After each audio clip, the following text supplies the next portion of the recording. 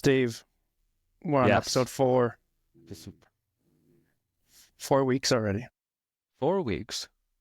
4 weeks. It's a solid start. It is.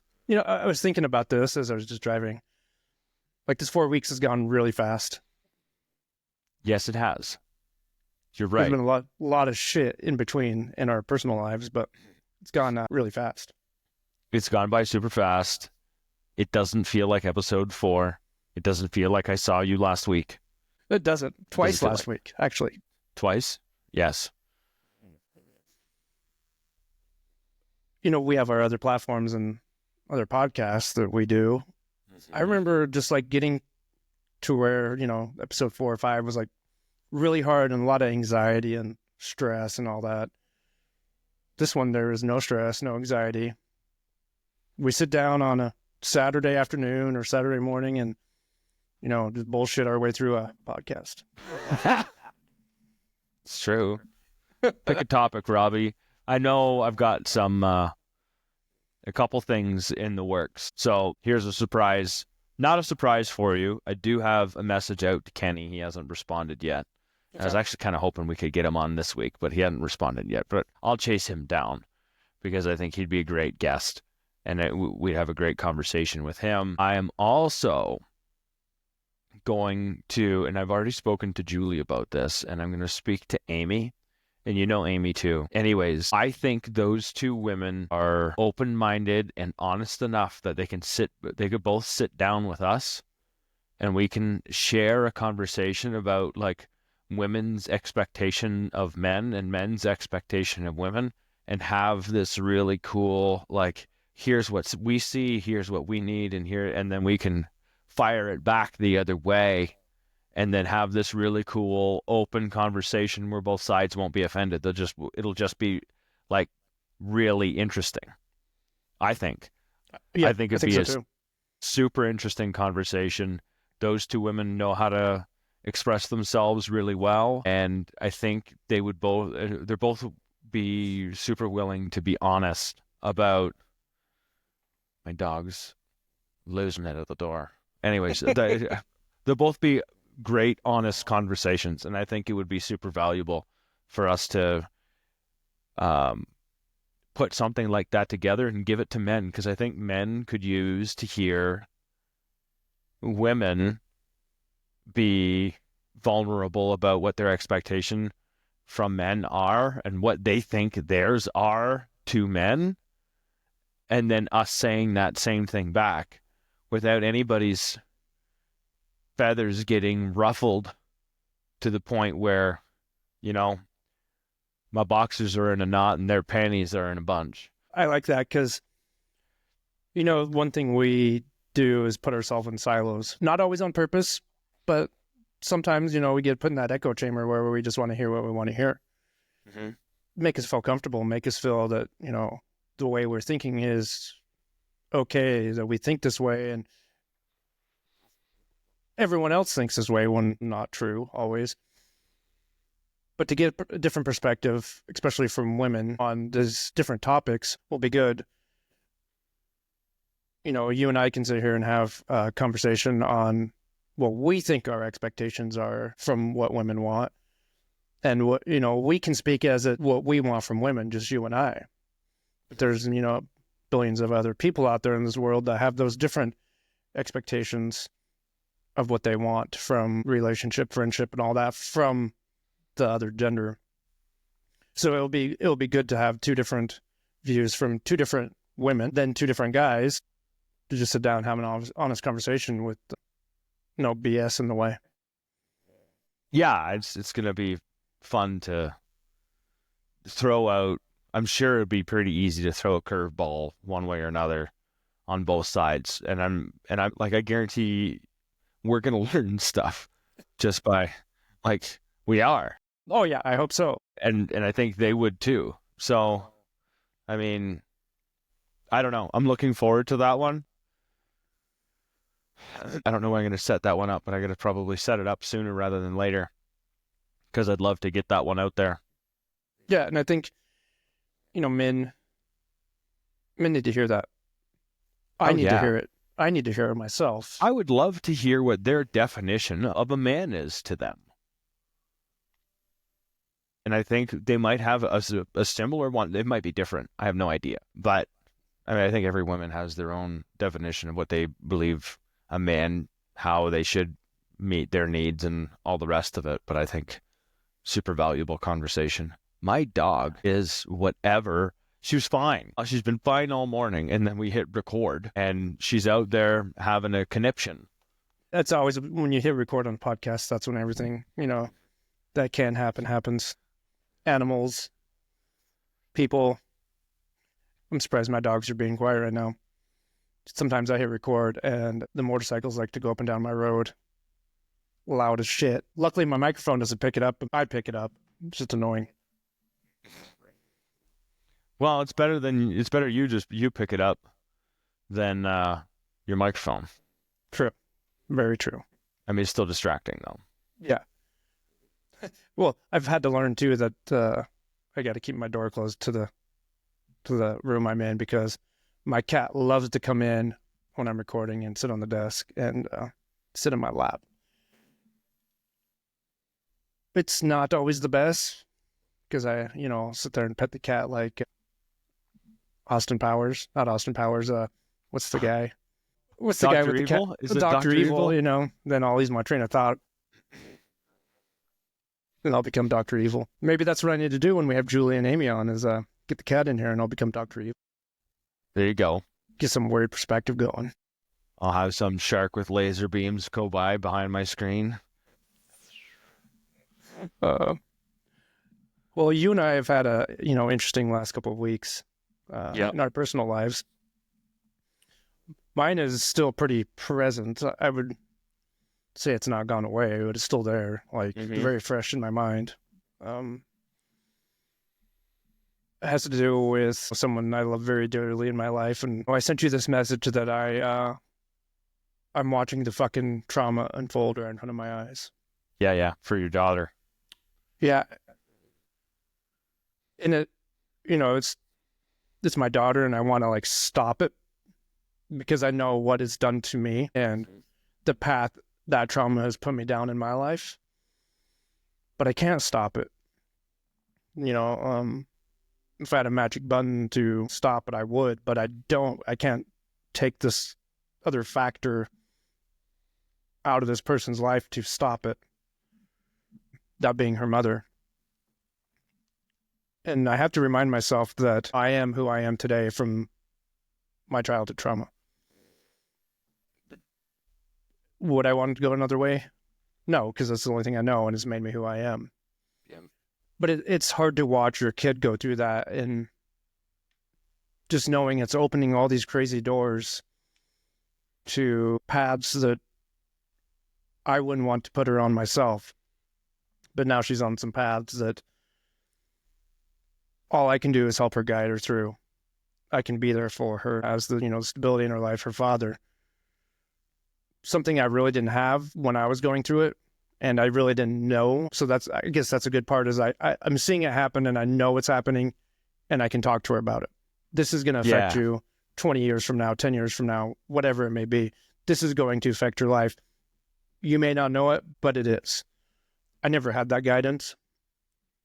And, if I did, I guess I can't talk to it because I don't know what it'd be. I think thinking out loud would be really scary. Someone telling me that this is kind of fucking me up. I don't know if I would have believed it. I definitely wouldn't have believed it, but just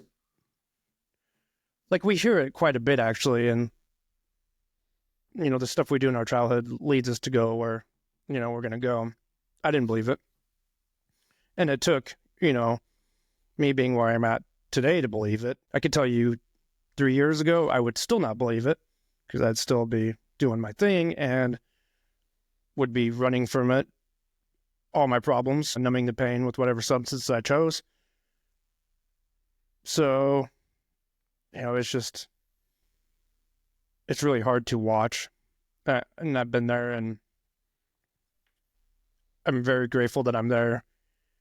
And some of the lessons, she started living with me in late October. And here we are, mid-March. So in about 5-ish months, what she has gained in her life by living with someone that's there for her every day means a lot to me. It's like I'm super grateful for that because I can see it in her. You know, we went through some crazy stuff when she first moved in here. Super rough patch when she first moved in.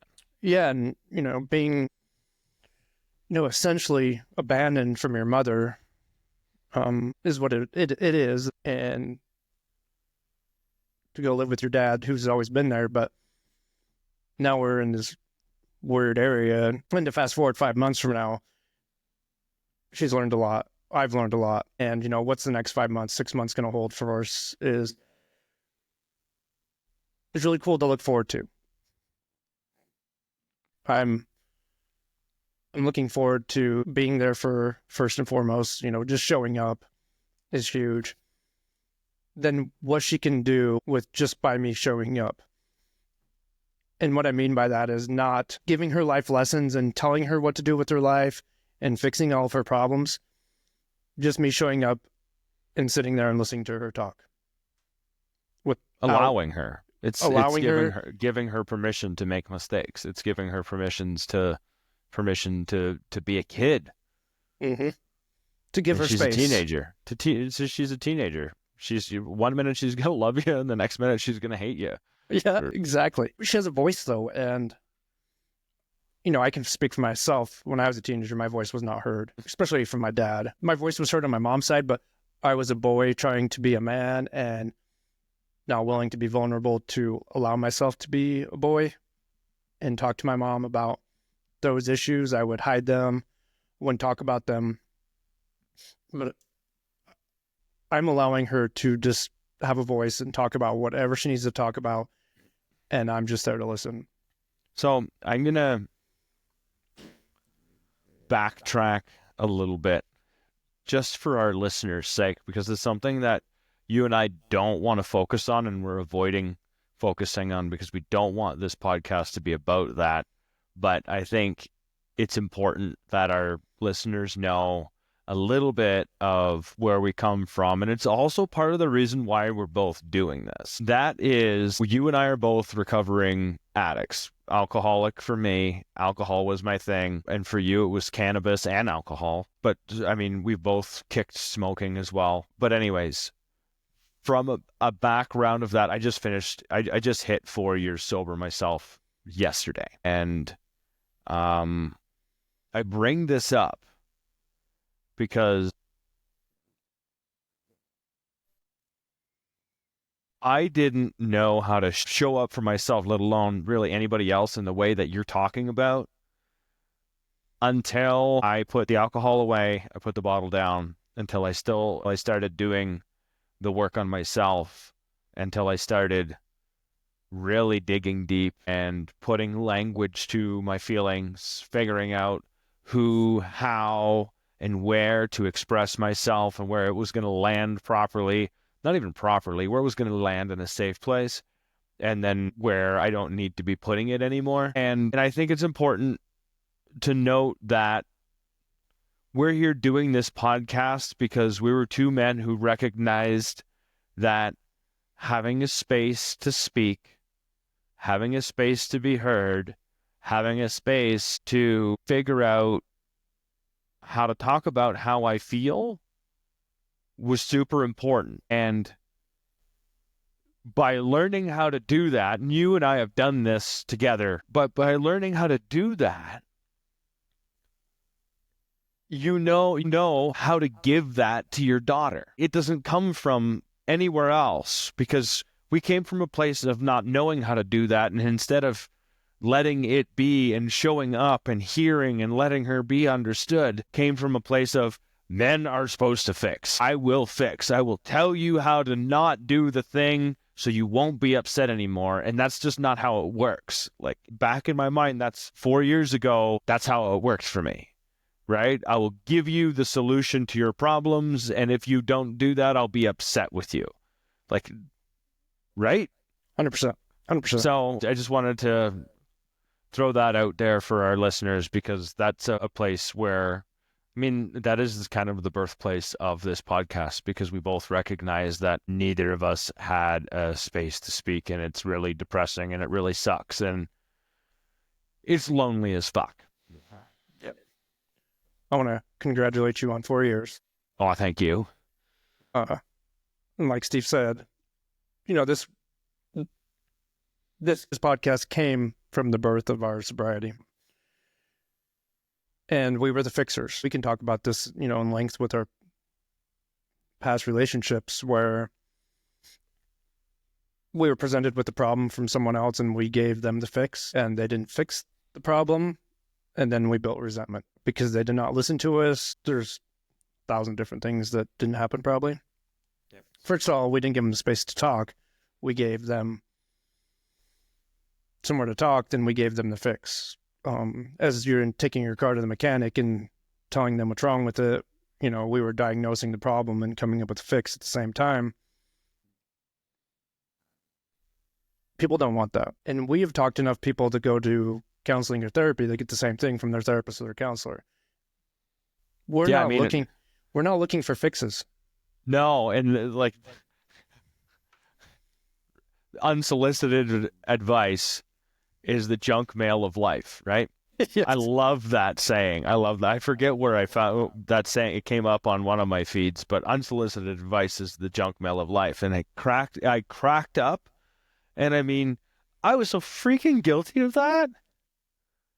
Like the king of unsolicited advice. Yeah, I was perfect at that. And I can never figure out why my relationships with women failed. Because it became, well, you don't do this, you don't do that. Then I would have the fix. Well, you need to do this, to do that, for me to be willing to do that. Then, of course, whatever never would happen. They would build resentment, I would build resentment. Then what do we do with resentment? You're pretty much done at a point, right? As soon as resentment festers around long enough, you start losing respect for each other. And then instead of really any emotional sort of relationship, it just becomes transactional. Yeah. Right? You do this, I do this. This is your job, this is my job, blah, blah, blah. Conversation really doesn't happen. You're now just exchanging meals and paychecks and duties and shit. And it's an empty relationship. Yeah, it's just coexisting with another person. Mm-hmm. There's nothing there besides existing in the same place at that time, sharing duties, whatever it may be. And all you people out there listening, people in those relationships. Parents, friends, the good old, high school sweethearts getting together at, 18 and now they're in their 60s or 70s still together. They sleep in different rooms. Talked about my parents. That's it. You just explained the whole thing right there. I think from a relationship, from what I'm looking for is a give and take. Both sides, both parties need to give and take. And this is something I'm learning now. It's like, why, a lot of stuff didn't work out for me. And we can go back to friendships too. Like there was just friendships that it was like, well, I've done this for so-and-so and they don't do anything now. And now I look at them like, why was I expecting that person to do fucking anything for me? Like, you know what I mean? It's, yeah. Now would you know what a real friendship is? It's like, first I was expecting them to do something. Yep. Like you were way more important than what you were. Yeah. And a lot of time, we talked about the ego. A lot of time that was ego driven. Mm-hmm. Because I wanted them to do something for me to be the bigger man. Mm-hmm. Look at me. Oh, I made them do this. And it's like, why would I want to make someone do anything for me from not doing it from love or kindness? Kind of wild, isn't it? Just a little bit. Now it's like a freaking 180. You see it now, you recognize it, and you're like, well, at least now I have a choice and I can do something different. Before it was just that was the automatic way to exist, right? I don't even know if we've told everyone how old we are. Not that it matters much. I've got more gray in my face than you do, but you're older than me. I mean, I'm 43. Go ahead. I'm 46. And I'm 43. Just turned 43. Not that it matters, right? Because I'll be 43 for just as long as you'll be 46. Yep. But and another important part of that is we're once again, we don't want to bring this much make this podcast about this, but we've spent most of our adult lives abusing substances, and we have finally found the life after not consuming substances to alter our brains, and this is what we're becoming. Yeah, talk about your daughter being a teenager, going back to that, and you showing up. And I think that's it's something men really like to do, right? Show up. It's kind of the same as fixing. Yep. But you have a problem, I will be there. Right? Let me know what I can do. It's generally a do thing, and when you can't do anything with the problem, like I experienced, because I was helping out a friend and with her and her dog, and I was there as emotional support, and it's a helpless feeling. You want to do something, you want to do an action, because if I do an action, that means I'm getting closer to some sort of solution, right? But when it comes to emotional support, a lot of it isn't really action. A lot of it is listening. A lot of it is just validating. Yeah, the way you feel is the way you feel. How can I support you right now? Mm-hmm. And if that means that requires communication, how much more do you communicate now, Robbie, than before? Like, I don't even think I can put a number on it. If I were to put a number on it, it'd be like 99.9%. It's a high number. You Very high communicate number. way differently than what you used to. I didn't communicate before because I would just run from it. Mm-hmm. And I would run from everything. There was no communication there. It was something happened or whatever was going on. I ran from it, and I would never do anything with it besides run from it and, keep adding things on to running from. Then, as the additional things would get added, one of the ones that was added quite a while ago or didn't have much meaning would just fall away. That makes sense. And I was always good at adding more stuff to the pile to run from and never dealing with any of that stuff to actually take it away in a proper way. It was just, my threshold's here, and I just added something else. This one's, by far the worst thing that's going on right now. Oh, I can take this little thing away that's been hanging around for a couple of years and put it away. Never deal with it. And now that's what a lot of stuff we're dealing with is like a lot of that stuff we put away, and we just have random things happen. We're like, why do I feel this way? Why is this emotion pop up? And you're like, oh, I remember that one fucking day when this happened. And I didn't do anything. And you're like, okay, well, now I know how to effectively deal with that. And it's nothing now. Like, a lot of times I find myself laughing at stuff that happens now. It's like, why did I do this? And you know what? I know 20 years from now, I'm going to be saying the same shit to the stuff I'm doing now. Right. Because that growth will be that much more. I'll have that much more experience with learning who I am and how to deal with my own stuff. And stuff that's going on now is going to be laughable in the future, or when I'm, in the past, excuse me, when I think about that stuff. Yeah. The thought that's crossing my mind right now, if we have any other guys out there listening, and for men that don't have support, I'm actually in the middle of writing an informative speech for my speech class. It's due Wednesday, not next week, the week after. And I'm writing my speech on modern masculinity. And we talked about that briefly, I think, last episode. Men need support too. And I think for a lot of men, it's a pretty lonely world out there. And I know for me, it felt like a pretty lonely world surrounded by people, family, friends, and even surrounded by people that still felt really, really lonely.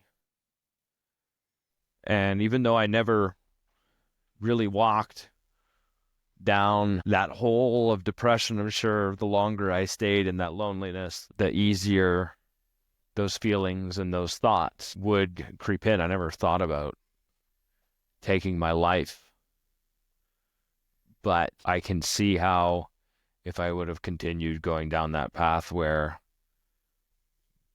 that option becomes a lot more realistic. And what it comes down to is that I heard a friend say this once, was the opposite of depression was expression. And if you don't have a safe place to express yourself, then that becomes a really difficult proposition. Therapy feels very unmanly.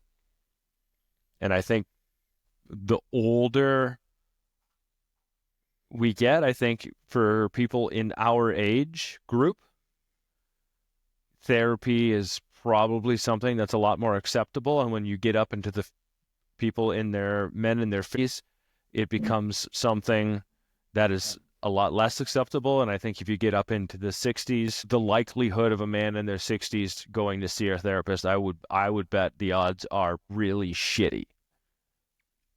Just the generation. It's just the generation, right? Yep.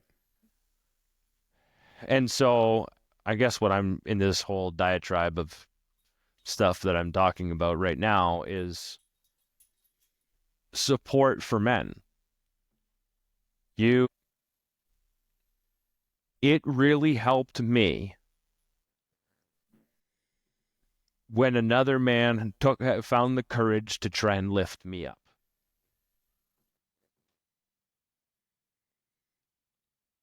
Lift my mood, lift my spirit. Even though that is something that I rarely had much for experience with. Like, it feels weird. But I think we have to make space for that and have that become something that's a lot more acceptable, because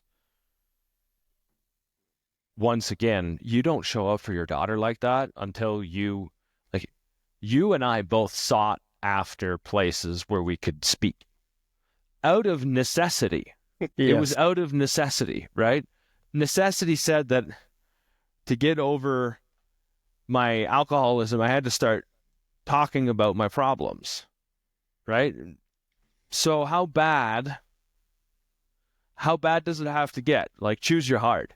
How bad does it have to get for me to find the courage to talk about the thing that I need to talk about so it stops being as bad as it fucking is? Yeah. Because it stops being that bad. It probably gets worse before it gets better, because as soon as you talk about it, you open cans of worms. And you didn't talk about it because you didn't want to open the can of damn worms, right? Yeah. You didn't. But you open the can of worms, they fall all over the floor, and you have a mess. And they don't rot, they don't do anything. You just end up starting to have to pick up the pieces. And I've talked about this quite a bit too, is, I opened one door and 10 more opened. And I'm like, fuck, what do I do now? Right. I just cracked this one open and I just opened up 10 more. That's the fear of talking, right? That's the fear of saying the thing that you want to say, because if you open that one door, it's full of shit. I still remember times where I talked about stuff that I'd never talked about before, and I'm lying there and I can't fall asleep. And Like one half of me is so excited that I got it all out. And the other half of me is like, why did you do that? What if we just learn? The other side's like, look at all these opportunities now for growth. And the other side's saying, you dumbass, now you got to figure all this shit out. And, you know, it was really hard sometimes when some of those light bulb moments went off, and it was like, shit, I got a lot of work to do. We've talked about, you and I've talked about this before. The more shit we work out, the more shit happens, like the worms, the doors. Mm-hmm. But once you become okay or comfortable accepting that this growth is going to take a lifetime, it's never ending, that's when the good stuff starts happening. And we were talking about, fixing. A lot of men are fixers. I was a mechanic for 20 plus years. I'm still a mechanic, still love to work on shit. Mm-hmm. You give me something mechanical, I'll figure out how to fix it. Yep. That has been my mentality, since I was a little kid. What I can't fix is emotions, feelings, stuff like that. First for myself and from others. I'm learning how to deal with those, and I wouldn't say fix because they're not fixing. If there's some emotion or feeling that's popping up, there's something I need to deal with. I don't necessarily think that we fix those things. This is happening. We self-diagnose why this is happening. Yep. Then we figure out if we need to talk about it, we talk about it. That's first and foremost. And a lot of the things I've learned have to be talked about because I'm not the only one feeling these. I'm not the only one going through this, so on. But then finding a path forward. That's sometimes where I think a lot of men get scared, is that path forward. Yep. It means change. It means a lot of change, right? And sometimes that path forward in our fixing mind isn't like a straight path. Right. We may go over, logical. We may go over many valleys and many false summits before we even get to a summit of one hope of whatever that is. It's not linear, like you said. And, as a man, we want that. Sometimes it's that one thing and we're not going to get it. But when we can talk with other men and go, yeah, I've been through the same stuff. Mm-hmm. This is what I did. This is how I deal with it. This is how I am dealing with it. Mm-hmm. It gets a little, we get a little more comfortable with going, oh, okay, I'm not the only one that has this. I'm not crazy. Oh, this person's dealing with it. So is this guy. Oh, then we find out, there's 20 guys dealing with it and can all talk about it in the same room. Then you're just another guy, right? And just another human being. And I know a lot of times what men will do is, this is only happening to me. I don't know how to deal with it. I'm the only one. I created this problem. I have to fix it on my own. And we can't fix everything on our own. And that's shame driven. Mm-hmm. After that, I can't do this.